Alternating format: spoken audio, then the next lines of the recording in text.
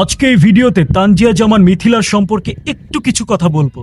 সেটা হচ্ছে শাকিব খানের কো আর্টিস্ট হিসেবে বেস্ট চয়েস ছিল রকস্টার মুভিতে তানজিয়া জামান মিথিলা। মানে তানজিয়া জামান মিথিলা যখন স্ক্রিনে ছিল, যারা সিনেমা হলে ছিল এই রকস্টার মুভিটা দেখেছে, তারা কি পরিমাণ যে উত্তেজিত ছিল।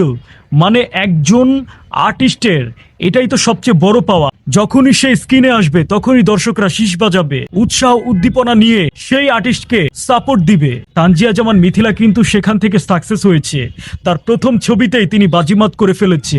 তানজিয়া জামান মিথিলা শাকিব খানের সাথে খুব ভালো মানিয়েছে। মানে কত সুন্দর তার অভিনয়, কত সুন্দর তার বচনভঙ্গি, কত সুন্দর সে দেখতে। মানে রকস্টার মুভিটা দেখে তানজিয়া জামান মিথিলাকে শাকিব ভক্তরা আবার চাচ্ছে যে মাত্র সিঙ্গেল নায়িকা হিসেবে তানজিয়া জামান মিথিলা যেন শাকিব খানের সাথে অভিনয় করে। আর আমিও শাকিব ভক্ত হিসেবে চাই তানজিয়া জামান মিথিলা শাকিব খানের সাথে একজন সিঙ্গেল নায়িকা হিসেবে ও মুভিতে অভিনয় করে।